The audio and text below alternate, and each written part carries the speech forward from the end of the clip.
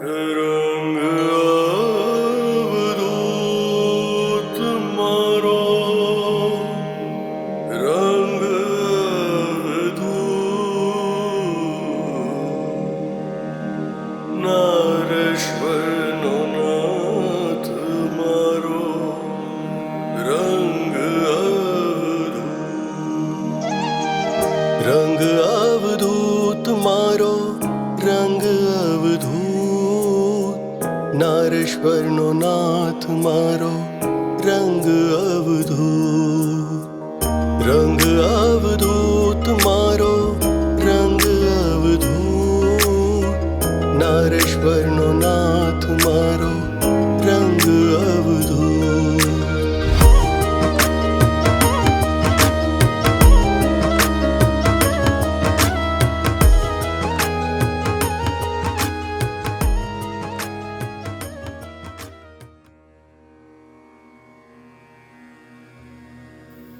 શ્રી ગુરુદેવ દત્ત. અધ્યાય 63. નિરંજન ત્યાં લૂંટતો અમૃત રસની લાણ, અલખ આગળ શું વધે સુણો સંત સુજાણ.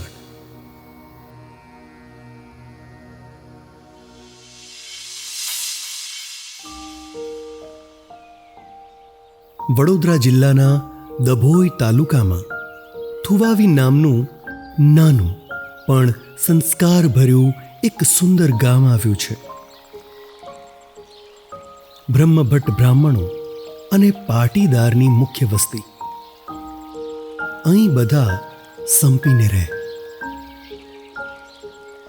સ્વતંત્રતાની લડાઈમાં બધાને રાષ્ટ્રભક્તિનો રંગ લાગ્યો. મહાત્મા ગાંધીનો પડકાર ઝીલી થુવાવી ગામના લોકોએ વિદેશી માલનો બહિષ્કાર કર્યો. હાથે કાંતી ખાદીના કપડાં પહેરે. આ ગામમાં વિશાળ રામજી મંદિર. આ મંદિરના મહંત નરહરિદાસ અને તેમના ભાઈ પોપટલાલ. તેમની પાસે મોટી જાગીરી હતી અને વિશાળ મંદિરના મહંત. બંને ભાઈને અંતરમાં દેશદાજ અને સ્વભાવે ખૂબ ઉદાર. જે પણ ક્રાંતિકારીઓ ભૂગર્ભ ચાલ્યા જાય તેમને આ મંદિરમાં આશ્રય મળતો. ગુજરાતના મોટા મોટા ક્રાંતિકારીઓ થુવાવી ગામના મંદિરમાં આશ્રય લેતા. એક વખત મીંઢોળના ગોર પ્રભાશંકર થુવાવી ગામ આવ્યા. નરહરિદાસ અને પોપટલાલ સાથે ગોરને ખૂબ મિત્રતા હતી. જ્યારે તેઓ થુવાવી આવ્યા ત્યારે વાત વાતમાં ગોરે આ મહંત ભાઈઓને નારેશ્વરના સંતની વાત કરી. સંત પ્રેમી મહંત અવધૂતજી વિશે સાંભળતા જ તેમના દર્શન કરવા તત્પર થયા. અવધૂતજી મીંઢોળ પાસે માંડવા ગામ ગયા હતા. પોપટલાલભાઈ માંડવા પહોંચ્યા. ત્યાં ગિરધરભાઈના ઘરે રહ્યા. પ્રથમ દર્શને જ પોપટલાલભાઈને મનમાં અપાર શાંતિ મળી. તેઓ રાજી રાજી થયા. રંગ અવધૂત મારો, રંગ અવધૂત નારેશ્વરનો નાથ મારો, રંગ અવધૂત. રંગ દર્શનથી તેમના અંતરમાં આનંદનો મહાસાગર છલકાયો. નારેશ્વરનો નાથ મારો, રંગ અવધૂત. પૂર્વજન્મના પુણ્યનો ઉદય થાય ત્યારે જ આવા સંતના દર્શન થાય. માથા પર કાળા ભમ્મર વાળની જટા, દાઢી તેજસ્વી કપાળ પર લટો લહેરાતી હતી. સૂર્ય ચંદ્ર સમાન ચળકતા નયનો, સવાર સવારમાં ખીલતા કમળ જેવું મુખ અને તેના પર સુંદર હાસ્ય. જોઈ અંતરને અપાર સુખ મળે. નારેશ્વરનો નાથ મારો રંગ અવધૂત, રંગ અવધૂત. શ્રી રંગની સુંદર મૂરત પોપટલાલભાઈએ પોતાના હૃદયમાં સ્થાપી. તેઓ સદગુરુ ચરણોમાં ઢળી પડ્યા. શ્રી ચરણોમાં વંદન કરી પોપટલાલભાઈએ ગુરુરાયને થુવાવી પધારવા આમંત્રણ આપ્યું. પ્રભાશંકર ગૌરે પણ તેમને અનુમોદન કર્યું. સદગુરુએ આ પ્રેમનું બંધન સ્વીકારી લીધું. સંવંત 1994માં પ્રથમવાર શ્રી રંગ થુવાવી ગામે પધાર્યા.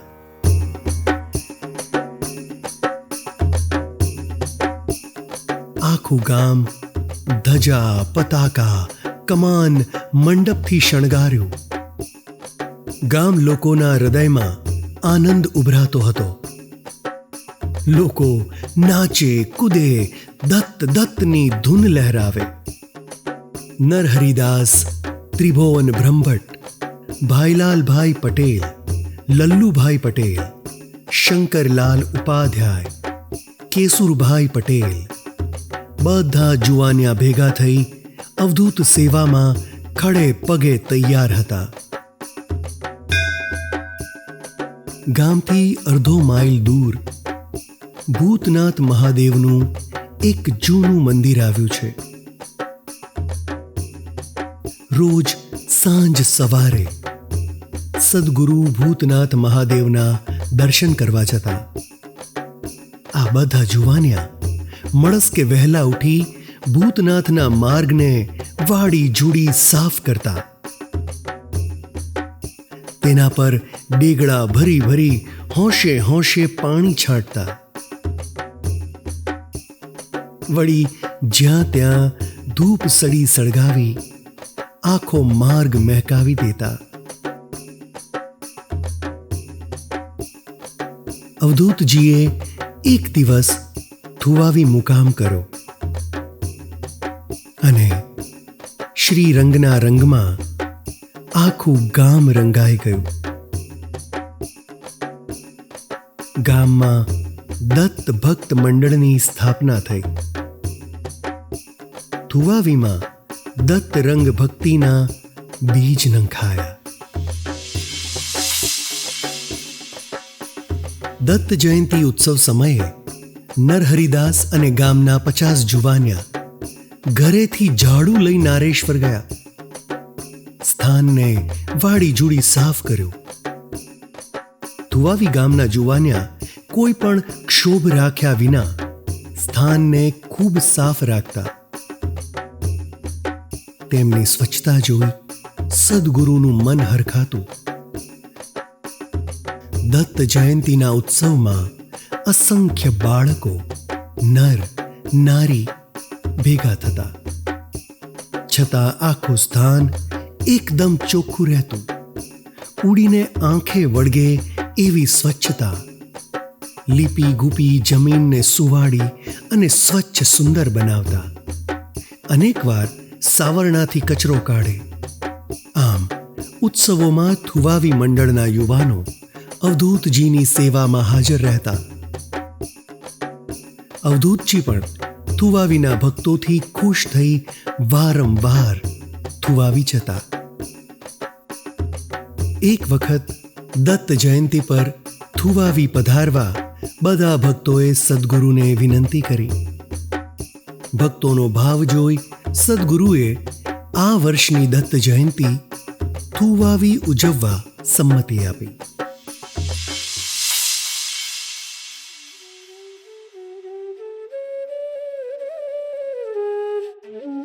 ગામના ભક્તોએ સદગુરુને સત્કારવા ખૂબ ધૂમધામ કરી ગામને ખૂબ શણગાર્યું. દત્ત જયંતીના આગલા દિવસે અવધૂતજી થુવાવી પધાર્યા. બીજે દિવસે દત્ત જયંતીની પ્રભાત થઈ અને મંગલ વાદ્યોથી ઉત્સવની શરૂઆત થઈ. ભક્તોએ પ્રભાત ફેરી કરી અને દત્ત ધૂનમાં ગામજનો મસ્ત બની લહેરાયા. અખંડ ધૂન થઈ અને આખો દિવસ ક્યાં વહી ગયો ખબર ના પડી. સાંજ થઈ અને દત્ત જન્મની તૈયારીઓ થઈ. હજારો નર નારી વૃદ્ધ યુવાન ભેગા થઈ દત્ત જન્મોત્સવ ઉજવી રહ્યા. બ્રાહ્મણો પૂજા કરે, વેદ ગાન ગાઈ રહ્યા અને પ્રદોષ સમયે શ્રી દત્તનો જન્મ થયો. ગુલાલ ઉડે, બિરુદાવલી ગાય, પૂજન આરતી થાય. સુંદર શણગારેલા પારણે પ્રભુને ઝુલાવવામાં આવ્યા. ભક્તોએ પારણું ઝુલાવી હાલરડા ગાયા. આમ અતિ આનંદથી દત્ત જન્મ થયો. હાલરડા પૂરા થયા કે પાલખી તૈયાર થઈ અને દત્ત પ્રભુની શોભાયાત્રા નીકળી. દત્તની શોભાયાત્રામાં જોડાવા અવધૂતજી તૈયાર થયા. ત્યાં તો એક વિચિત્ર બનાવ બન્યો.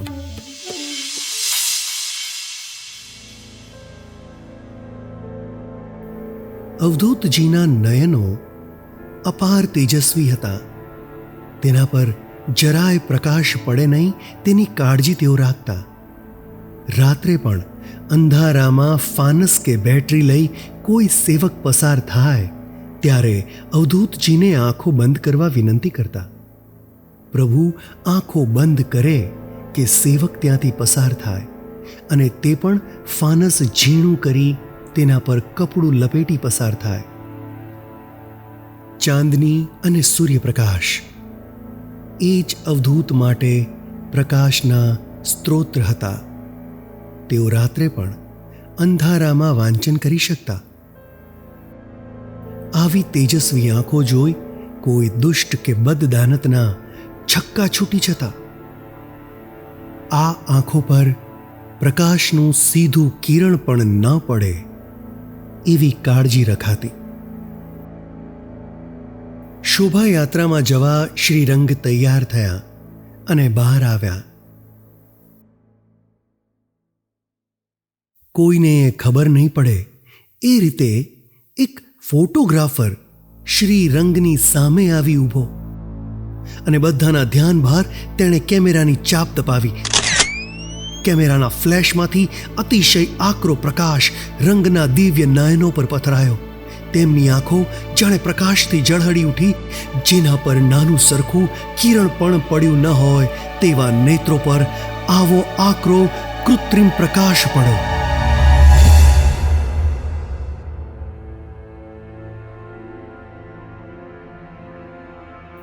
અવધૂતજીને ખૂબ પીડા થઈ. આંખો એકદમ બંધ થઈ અને તેમની રેટિના ખસી ગઈ. શ્રીરંગ આંખ ઉઘાડે કે તેમને પતંગિયા ઉડતા દેખાય. અતિશય દર્દ થાય. છતાં ગુરુદેવ દત્ત નાદ કરતા સદગુરુ ત્યાં જ ઊભા રહ્યા. હાજર ભક્તો વ્યાકુળ થયા. સદગુરુને આમ આંખો બંધ કરી ઊભા જોઈ બધા બાઘા થઈ ગયા. થોડો વિચાર કરી બધાને ખ્યાલ આવ્યો કે કેમેરાના ફ્લેશના ઝબકારને કારણે ગુરુદેવની આંખો બેહાલ થઈ છે. ચારે તરફ સન્નાટો છવાઈ ગયો. હવે શું થાય? બધા એમ વિચારતા ડઘાઈ જઈ જળવત ઊભા હતા. ત્યાં તો સદગુરુ બોલ્યા, બધા મારી ચિંતા છોડી શોભાયાત્રા શરૂ કરો. સદગુરુ આજ્ઞા મળતા શોભાયાત્રા શરૂ થઈ.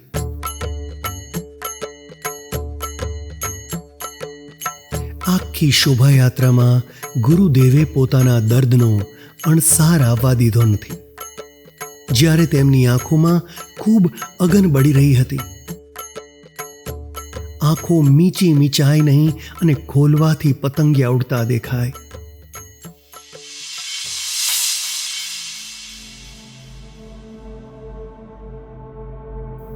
રાત પણ વીતી ગઈ. બ્રહ્મ મુહૂર્ત થયું અને સદગુરુ જાગ્યા. નિત્ય નિયમ પણ તેમણે આંખો મીચીને જ પતાવ્યો અને ધ્યાનમાં બેઠા. પૂર્વમાં સૂર્યોદય થતાં અવધૂતજીએ આંખો ખોલી પણ હજુ એ ચારે તરફ પતંગિયા ઉડતા દેખાતા હતા. તેમનાથી સૂર્યનો તેજ સહેવાતો નહોતો. આંખો બંધ થઈ જતી હતી. ખૂબ પ્રયત્ન કરી આંખો ખોલતા અતિશય પીડા થાય. થુવાવીના ભક્તોએ આમ ગુરુદેવને દર્દ સહન કરતા જોયા કે તેઓ ખૂબ દુભાયા. દરેક ભક્ત પોતાના ભાગ્યને ધિક્કારતા રહ્યા. પણ અવધૂતજી મુખડું પ્રસન્ન રાખી ભક્તોને સમજાવવા લાગ્યા. તમે બધા દુઃખી કેમ થાવ છો? પ્રભુ જે ધારે તે જ થાય. એક અનુભવી ભક્ત બોલ્યા, પ્રભુ આપ કહો તો એક ઉપાય કહું. સદગુરુ બોલ્યા, હા જરૂર કહો, હું આપનો ઉપાય જરૂર આજમાવીશ.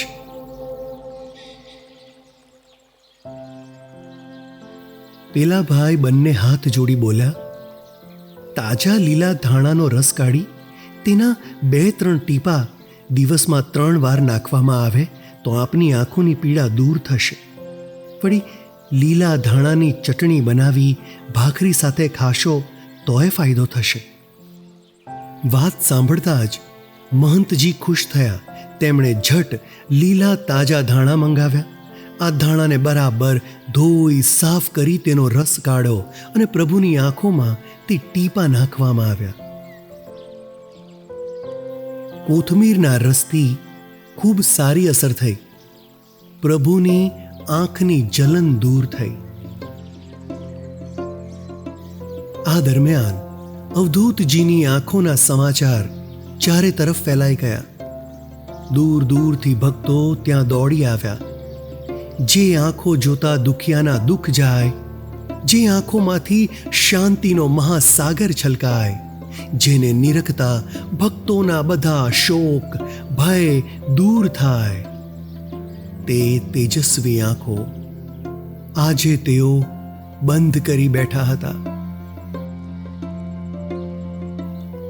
ભક્તોના કાળજા પર કરવત ફરી હતી. આંખો મીચેલા રંગને જોયા જોવાતા નહોતા. ત્યાં હાજર દરેક જણ ધ્રુસકે ધ્રુસકે રડી રહ્યા. બધાના ધ્રુસકા સાંભળી અવધૂતજી મધુરું હસ્યા અને બોલ્યા, મેં તો મારા ગુરુદેવને મારા તન મન પ્રાણ અર્પી દીધા છે. હવે મને શેની ચિંતા હોય? જે દિવસે મારા સદગુરુના ખોળામાં માથું મૂક્યું ત્યારથી મારા તનની કોઈ પરવાહ મેં રાખી નથી. આજ સુધી ખુલ્લી આંખે ભટક્યો છું. બહુ જોયું, બહુ માણ્યું. હવે મારા ગુરુદેવની ઈચ્છા હશે કે આંખો મીચીને બેસી રહું જોયું, મારા ગુરુજી મારી કેવી કાળજી રાખે છે,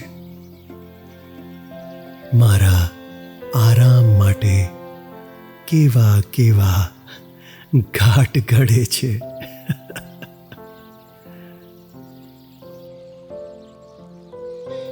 આમ કહી સદગુરુ ગુરુદેવને યાદ કરી વંદન કરી રહ્યા. ભક્તવૃંદ શ્રીરંગને ભીની આંખે લડી લડી વંદન કરી રહ્યા. પછી અવધૂતજીએ ભક્તોને કહ્યું, તમે બધા મારી ચિંતા કરશો નહીં, જરાય રડશો નહીં. મારે માટે લાગણી હોય તો બધા મળી ભજન કરો. બધાય દુઃખનો એક જ ઈલાજ છે, ખૂબ શ્રદ્ધા ભાવથી ઈશ્વરના ભજન કરવા. હવે પછી જો આ દુનિયા મારે જોવા લાયક હશે તો મારા ગુરુદેવ મને જરૂર દ્રષ્ટિ પાછી આપશે, અને જો એની મરજી ન હોય તો આ દ્રષ્ટિ તે લઈ લેશે. તમે બધા આમ ઉચાટ ના કરો.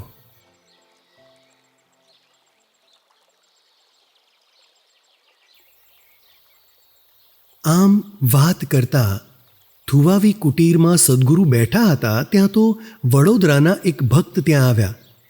શ્રી ચરણે માથું અને ફૂલહાર મૂકી એક ચળકતું બોક્સ ખિસ્સામાંથી કાઢ્યું. આ બોક્સમાંથી કિંમતી કાળા ચશ્મા કાઢ્યા અને શ્રીરંગના હાથમાં મૂકતા બોલ્યા, પ્રભુ, આ ચશ્મા તમે પહેરી લો. આ ચશ્મા તમારી આંખને સૂર્ય કિરણોથી બચાવશે. ભગવાન, મારી આટલી વિનંતી સ્વીકારો. ભક્તનો ભાવ જોઈ શ્રી અવધૂતે તેની વિનંતી સ્વીકારી. કાળા ચશ્મા લઈ તેમણે આંખ પર ધારણ કર્યા. આ ચશ્મા પહેરી સદગુરુએ આંખો ખોલી ત્યાં તો તેમને બધું બરાબર દેખાવા લાગ્યું. બધી પીડા દૂર થઈ. ભક્તોમાં આનંદ આનંદ થઈ ગયો. ધાણાનો પ્રયોગ કર્યો, જેથી આંખોની અગન બંધ થઈ અને નેત્રોનું તેજ વધ્યું. પીડા દૂર થતા અવધૂતજીએ ત્રાટકના પ્રયોગ કરી રેટિના સ્થિર કરી. બધું સારું થઈ ગયું, પણ એક ખામી રહી ગઈ. શ્રીરંગથી સૂર્યનો તેજ સહન થતો નહોતો. સદગુરુ જ્યારે પણ દિવસે ક્યાંક બહાર જાય ત્યારે કાળા ચશ્મા અચૂક પહેરી લેતા. આ રીતે અવધૂતજી કાયમ ગોગલ્સ પહેરીને બહાર નીકળતા, અને આ જ કારણે આદિવાસી ભક્તો તેમને દાબડાવાલા બાપજી કહેતા.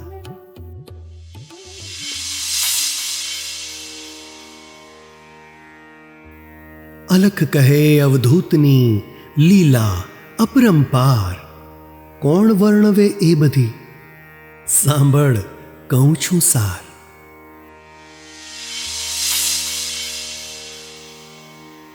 વડોદરામાં એક સમયે લહેરીપુરાના રામ ગલોલા મંદિરે સદગુરુ પધાર્યા. ખૂબ ઠાઠથી રંગ જયંતિ ઉજવી 108 પારાયણ કરી આ ઉત્સવ ઉજવાયો હતો. લોકો શ્રીરંગ દર્શન કરવા હારોહાર ઊભા હતા. શ્રીરંગ ભક્તોને દર્શન આપવા બહાર બેઠા હતા. બીજે દિવસે શ્રીરંગના શરીરે તાવ ચડ્યો. તલ મૂકો તો તતડી ઉઠે એવું ગરમ શરીર, અને તેઓ થરથર ધ્રુજી રહ્યા. તાવને કારણે સદગુરુને વારંવાર તરસ લાગે અને તેઓ વારંવાર પાણી પી રહ્યા. ત્યાં તો એક જણ અવધૂતજીને વિનવી રહ્યો, પ્રભુ, દૂર દૂરથી આપના દર્શન માટે લોકો હારબંધ ઊભા છે. આપ મંડપે પધારો. ખૂબ ભીડ જામી છે. દર્શન માટે ભક્તો આકુળ વ્યાકુળ થઈ રહ્યા છે. આ ભક્તના વચન સાંભળી સદગુરુ તરત ઉઠ્યા. ત્યાં તો સેવકે તેમને કહ્યું, પ્રભુ, આપના શરીરે તાવ છે. તપતા તાંબા જેવું શરીર છે. કલાકો સુધી આપ કઈ રીતે બેસી શકશો? મારું માનો તો આજે આરામ લો. આવા તાવમાં બહાર નહીં જશો પ્રભુ. સેવકની વાત સાંભળી અવધૂતજી ખૂબ હસ્યા અને બોલ્યા, તાવ તો આ શરીરનો મોંઘેરો મહેમાન છે. હું તેને જ્યાં બેસાડીશ ત્યાં સ્થાન લઈને બેસી જશે. મારા મહેમાનને અહીં જ બેસાડી આપણે બહાર જઈશું. સાંજે પાછા આવી આપણે એનો સત્કાર કરીશું. આમ કહી અવધૂતજીએ જે ચાદર ઓઢી હતી તે ચાદર ઉતારી બાજુ પર મૂકી અને સેવકને આજ્ઞા કરી, બીજી ચાદર લાવ. એ ચાદર ઓઢી હું બહાર જઈશ.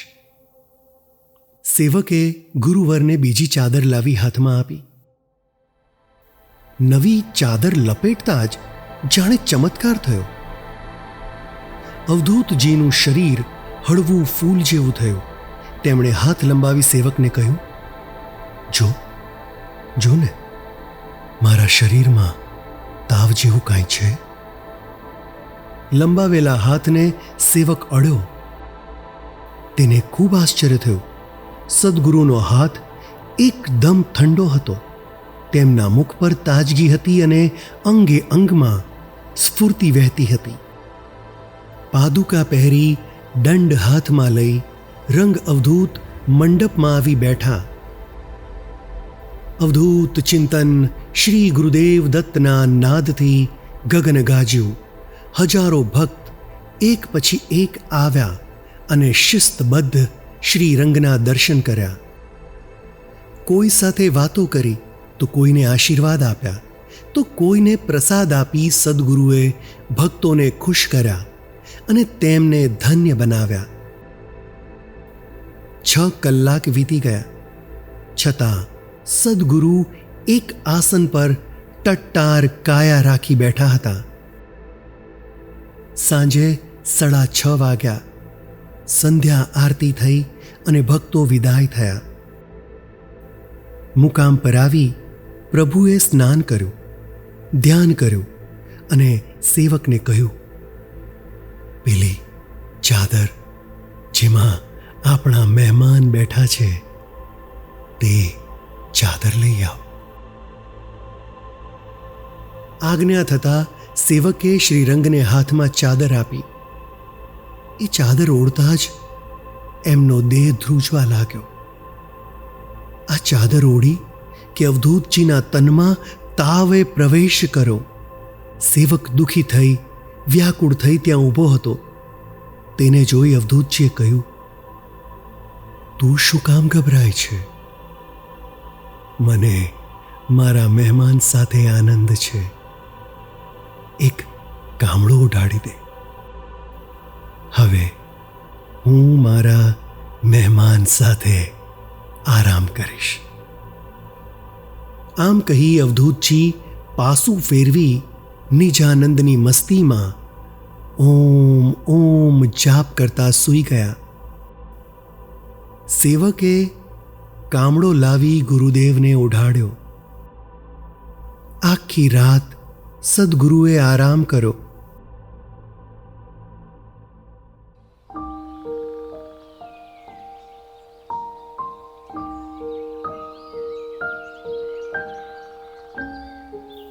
બ્રહ્મ મુહૂર્તમાં જાગ્યા અને તેમના શરીરમાં જરાય તાવ નહોતો.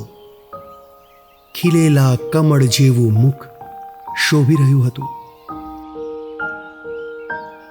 તનમાં તાવ હતો, પણ તેને બાજુએ બેસાડી ભક્તોને દર્શન આપી તેમને સંતુષ્ટ કર્યા અને ફરી એ તાવને પોતાના શરીરમાં સ્વીકારી લીધો. આમ દેહના દંડને પ્રેમથી ભોગવવો, દેહ કર્મ ક્યારેય ચૂકવો નહીં જોઈએ. તાવ દૂર કરવામાં કોઈ સિદ્ધિ કે ચમત્કાર કે કોઈ જાદુનો ખેલ નહોતો. અવધૂતજીનું મનોબળ ખૂબ દ્રઢ હતું. મનને દ્રઢ રાખી તાવને પણ જીતી લીધો. આવું મક્કમ મનોબળ હોય તેને આખા વિશ્વમાં કંઈ જ અશક્ય નથી.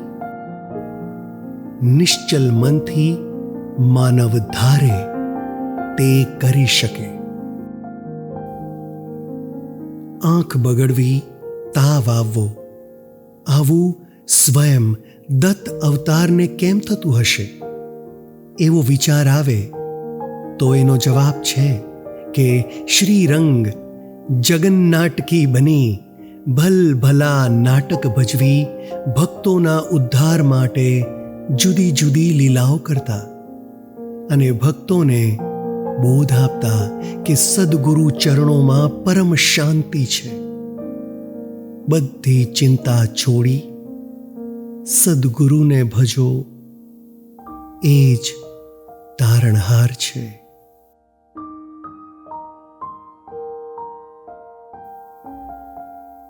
માટે સદગુરુને ભજો, છોડી બીજા છંદ. સદગુરુ ચરણે શાંતિ ને સદાય છે આનંદ. અવધૂત ચિંતન.